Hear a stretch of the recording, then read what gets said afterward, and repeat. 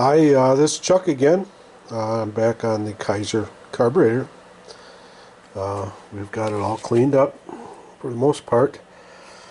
Going to do some flat sanding to make sure that all the surfaces are flat and get a good seal down inside some of these fuel passages. We have, it's almost like a barnacle, and it must be from the old fuel. So I have to go through and get all that cleaned up, but as you could see, it's kind of night and day. Inside looks nice. Let's see if I can get in there. And there's still a ball in a retainer I got to get out of there. There was so much junk in it that I couldn't even see it down there, so I have to take that yet out. And I don't know if I'm going to re-soak this or not. But anyhow, obviously the outside got clean. That really matters nothing to me, but the inside looks night and day for me. This piece here looks nice. And there's all our parts. It's not that many parts. It's kind of nice. Don't have to tax my memory so much. I do have to get a broken screw out of this control arm. Now this is for the choke. You see, you can see through that one. And that one, when I went to take it off, the head broke in half. So I had to grind it off. And I have to somehow now drill that out and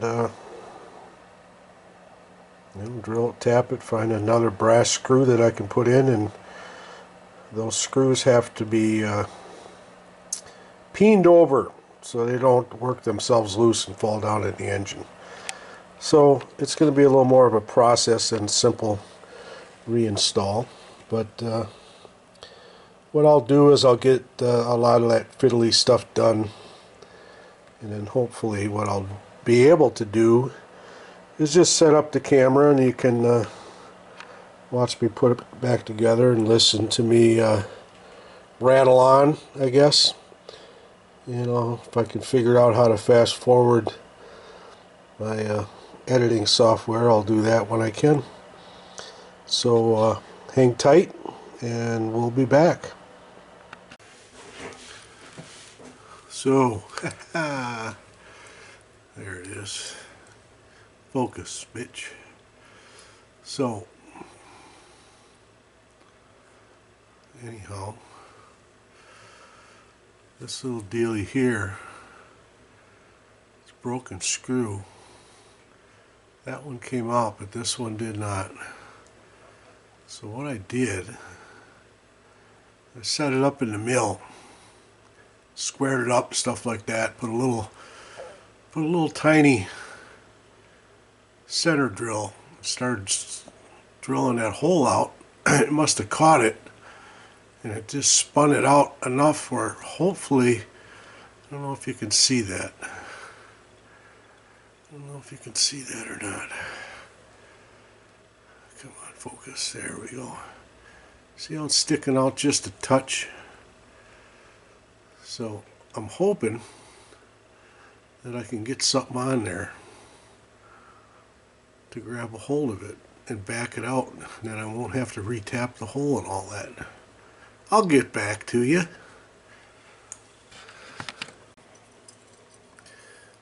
So I'm back with my little issue.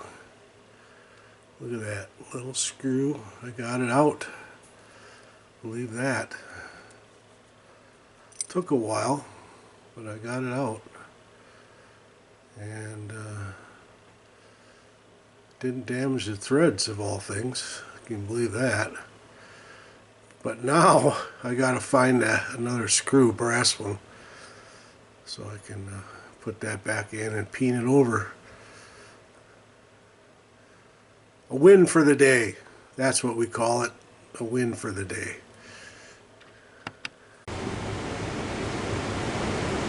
Well, I'm back.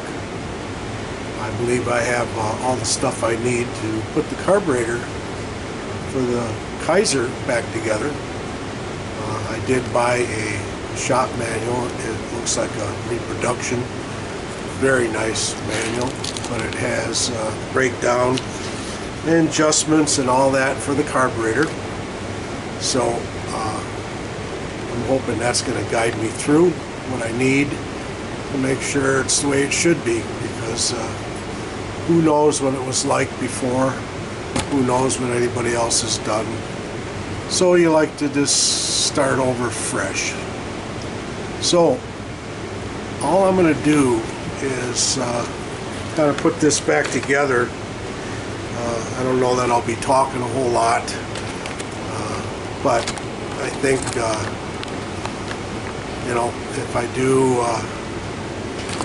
do have something important to say, I'm going to you know, show you some close-up pictures and stuff like that. But what I'll probably do is fast forward the video or eliminate some of the stuff. But I know it's really can't see it very good, so we'll see what happens. Hope you enjoy it. Thank you.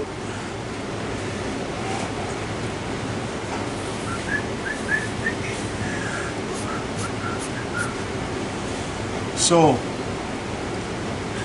these little screws, I found them. They're stainless steel, the ones I found.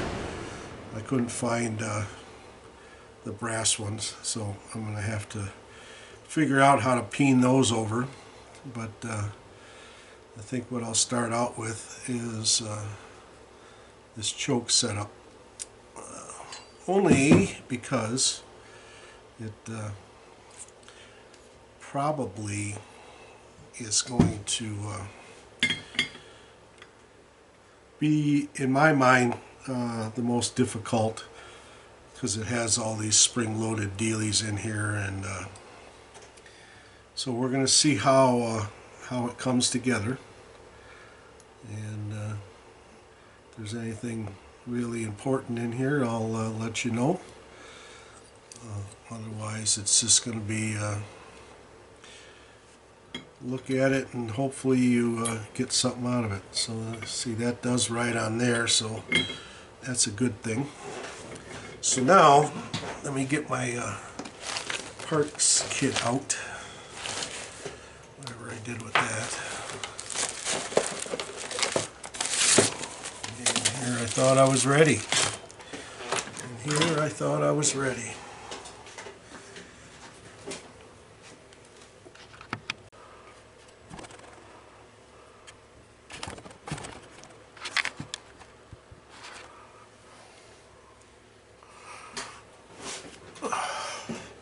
All right,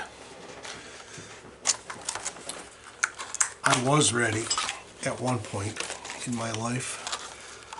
I don't know if it ever comes to fruition, but anyhow, I found it. It's not that much to it actually, but it was knocked off of the table. It's sitting on the floor. You know, that spot. Let's see. So I'm going to start with this. This is the choke. Comes with the adjusting screw, the choke valve, and the fast idle all comes from this little area right here. So what I'm going to do is do this part first, and then there's adjustments that can be made on this end, but you have to bend things of all deals, and we'll find out where it takes us. How about that?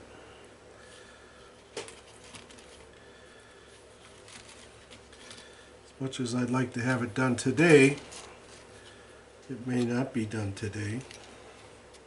may be done today.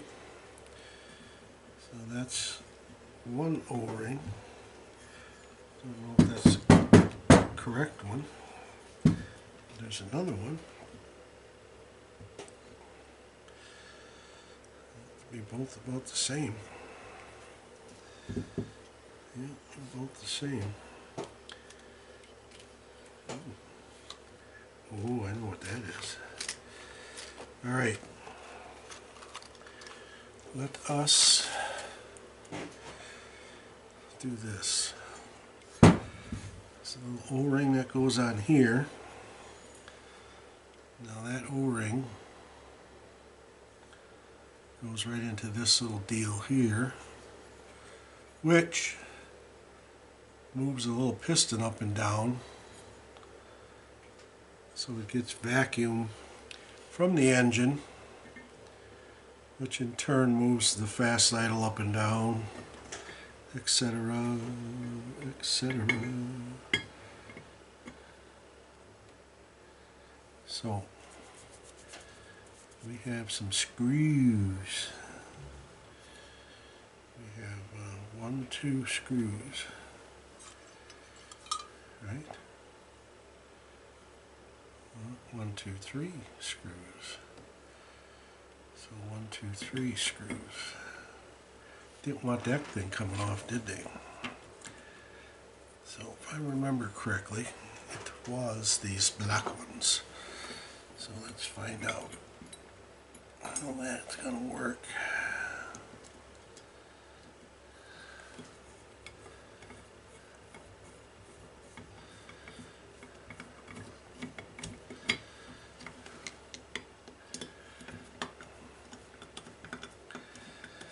See, when I took it apart, I didn't take it apart in sequence like they have it, and I couldn't get that one screw out. And that's because of how all this thing went together. So I'm hoping it'll be a much easier assembly done correctly, right? Always as tight as you can by hand, but they're flat blade, so you know what that does, causes issue.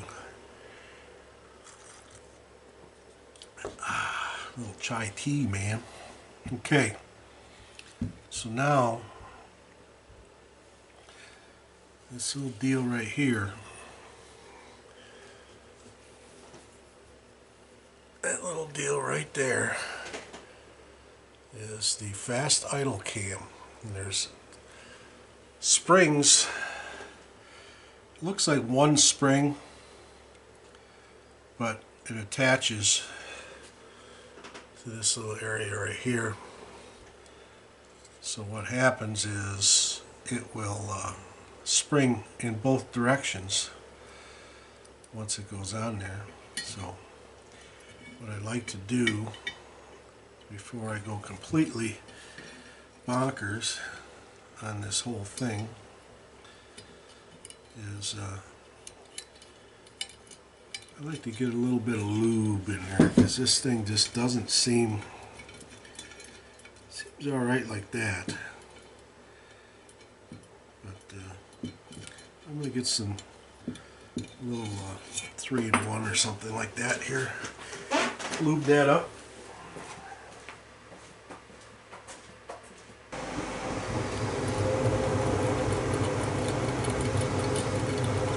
Better. Much better. So now this little thing here is another part. I'm going to try to zoom in a little bit more, huh? See what the hell I'm doing. So this little part here is the piston that moves up and down to make the high idle, the choke pull off and all that work. So we got to get that in there. And that goes into this little hole right here. So I think that has to go in first.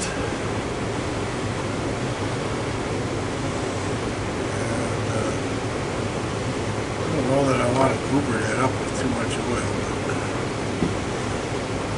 This thing is pretty dry. So, should I make this for people with big hands?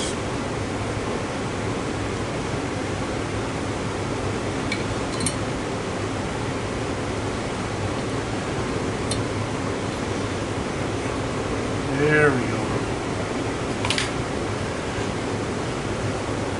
Turn this and line up our pin, hopefully. So we got this little pin right there.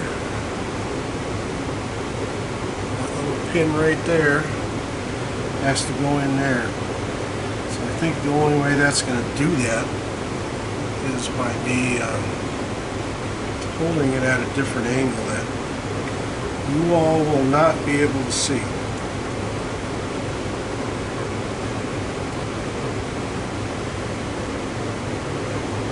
Let's find out.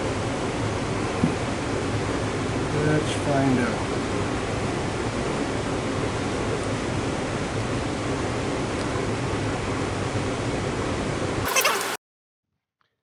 So I'm going to do a little quick fast forwarding through this video. I know it's kind of consuming time-wise, but hopefully it'll knock off about 20 minutes or so. I hope you stick around to watch. It really is pretty interesting. Thanks.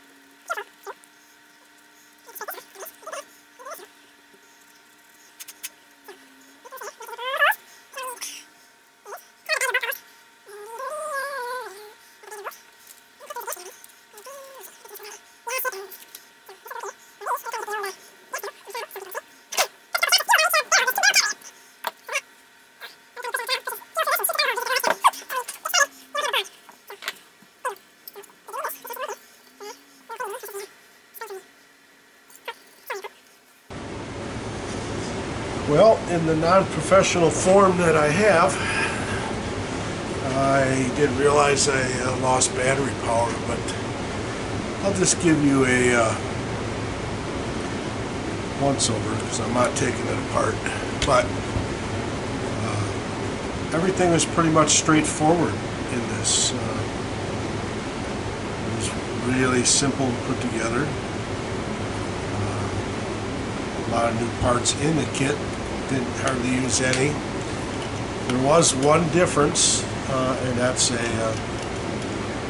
float needle seat has been eliminated in lieu of what's called a Daytona valve. It's made by Daytona Parts Company, and that's just something different that allows the fuel flow turn on and turn off a little different in the carburetor itself. It just sets the float a little different. I had to go through and reset two different things is all. Everything else seems to be up to par. I'm not going to know about a few things until obviously we get some fuel in. But according to the directions in the manual that I bought, we should be ready to install. And because I don't know about the fuel tank and everything at this point, I'm just going to run an auxiliary fuel can and probably probably a little electric fuel pump, just to see if I can get her going. And but it is ready to install, which first chance I get. The weather's kind of crappy right now. I don't mind the cold so much, but it's so dang windy that just makes it uncomfortable. And I am unfortunately working outside right now. So anyhow, that's just the follow-up on the completion of this carburetor. But everything looks to be in great shape. There wasn't anything that was completely wore out. I never did check the mileage on the vehicle, but this looks in really nice shape. Now, it didn't look in nice shape when I took it apart, but anywho, there we have it. I hope you enjoyed, and if you did, please subscribe and hit the bell and give me a thumbs up. Thank you.